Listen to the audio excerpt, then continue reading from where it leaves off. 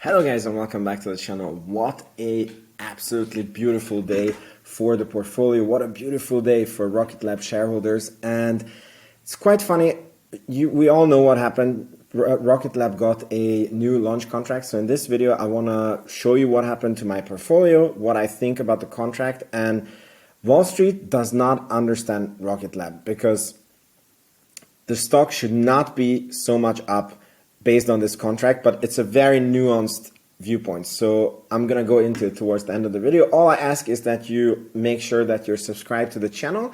And I want to give a special shout out to the 12 channel members that we have. You guys help me out tremendously. And if you want to help support the channel, you can check in the description box below and join the channel membership. So today was a freaking-tastic day for both Rocket Lab and Palantir, and my portfolio is basically only Rocket Lab and Palantir. The news for Rocket Lab came on the back of a new signed contract with Synspective, which is a Japanese satellite constellation company, and they basically have been the sole. Yeah, we go into it. I didn't make sure that was organized. So I wanted to show you guys. This is what my portfolio did today. It's the first time the portfolio crossed $300,000, $47,000 in one day. It's crazy. My mind is blown, and I hope there will be many more days like this, but still it's a big milestone for me, so I'm a bit lost for words.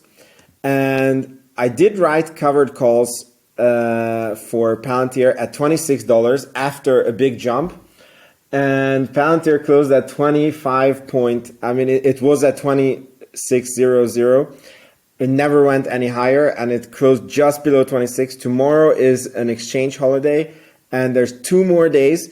I'm pretty sure that this option is going to be fine, but I am feeling like this right now with those options. But if you're not into options trading, just so you know, it's very easy to roll the position.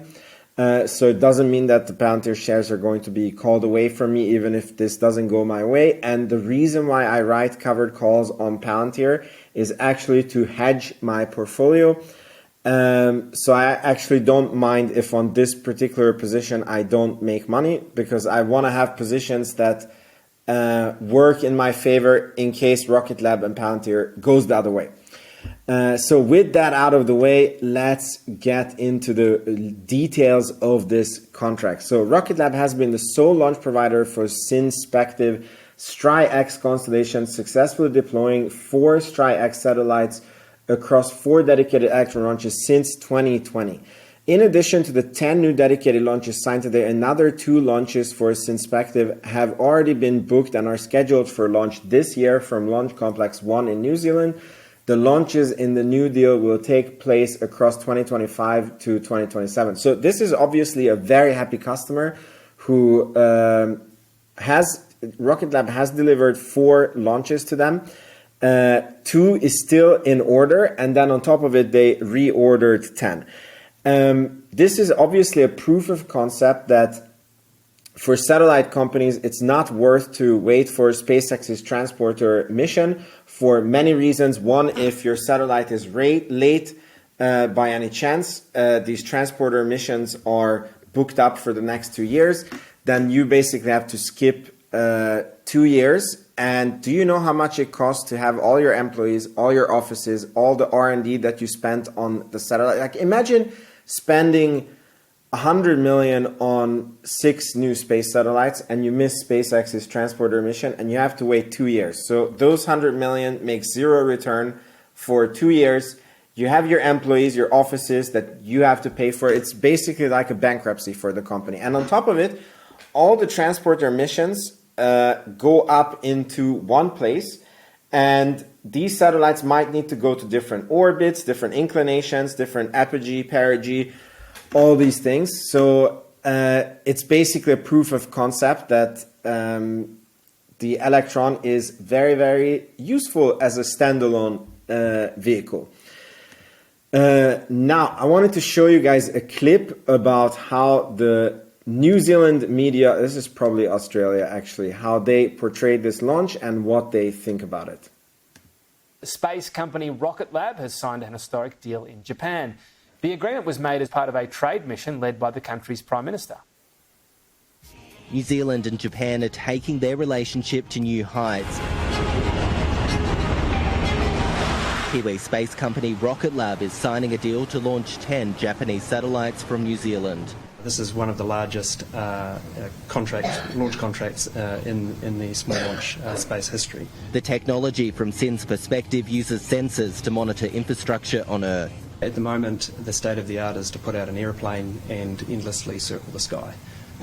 Satellites such as these, are able to identify vessels and articles out in our EEZ that would be very, very difficult to find in other means. The shape of the infrastructure or ground terrain or like that, we can capture that data under any weather condition and even in nighttime. And that's very, very important, as Dr. Rai is explaining, for natural disasters. Things like that where there may be ash in the sky or a bad weather event where you cannot penetrate the ground using traditional optical methods. Use these radars to look through the clouds or the darkness to see what's going on. Japan's space industry is expected to grow by $38 billion in the next 25 years, and New Zealand wants a cut. The country is in prime location for launches. New Zealand is a place where we think there is huge opportunity for more for us to do in the space sector. That's why, as a new government, we are very, very committed to making sure that it is open, that it is a place that we can actually attract people to say this is a fantastic place to launch rockets from. When he says in New Zealand there is a lot for our space industry to do, he means Rocket Lab. There's a lot for Rocket Lab to do, so that's amazing. Has already launched 7 satellites this year from New Zealand, with plans for more. 2 countries moving to boost trade in a futuristic way. In Tokyo, Japan, Jack Nyhoff, Sky News.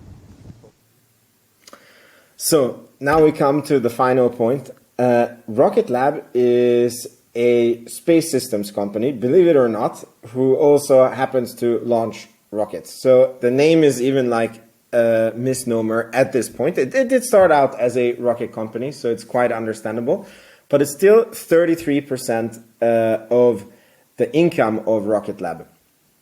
66% is space systems, and there is much bigger space systems contracts in the works that is suspected, and I mean it's confirmed also by Adam Spice, CFO. The Neutron, which is the future of this company, we are awaiting the hot fire test, and we need contracts for that, right?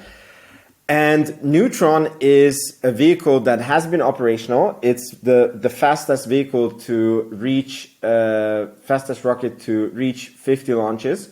Faster than the Falcon 9, by the way, very interesting to know. But it's a proven rocket. Like, we know that there's customer demand for it. We know that it's a very good vehicle. We know that Rocket Lab has very good margins on it. So there was nothing really new with this. And in light of that, I think the 13% was a huge reaction. Again, this is... I want to put this contract into perspective. So the 10 launches is probably, normal price, it would be $85 million, $8.5 million per launch. Probably there's a discount included in this. So maybe this launch contract is 80 million, 75 million, but it's in this ballpark. Rocket Lab is probably going to do over 400 million in revenue this year. So this is like a 20% contract value compared to this year's revenue. If we compare this to Palantir, a company that we follow very well, then we will see that this contract is like getting, if Palantir would get a $500 million contract, because maybe even more. So Palantir is planning to do 2.6 billion this year, and 20% of that is 520 million. And Palantir did get a $500 million contract 2 times this year, and the stock didn't go up this much. But I do think that the stock price of Rocket Lab was very, very low compared to the fair value of the company. So somehow this is an overreaction to the news, but the correct reaction to where the fair price of the stock is. In any case, this is fantastic news. The 50th launch is coming up. There is a new interview with Peter Beck from a New Zealand reporter that I'm very excited about to see. Coming out, lots of exciting things are happening. I'm curious, very curious, if Rocket Lab is going to hold this level, because sometimes I want to remind you that this is where we got the SDA 500 contract, and then the stock price went up, and then within 2 weeks we undid all the gain that came from this, which was completely uncalled for in my opinion. Like all this, that the stock went down, I understand why it happened. But again, in my opinion, it's very, very undervalued at this point. So we're going to see what happens here.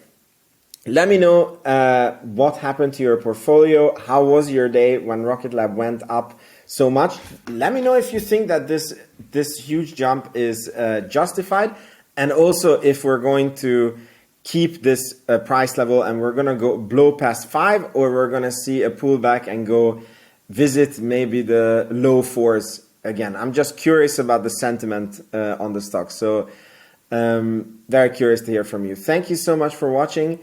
I will be live streaming the 50th launch. So I hope to see you there. And yeah, sleep well or have a nice day, and see you in the next one. Ciao, ciao.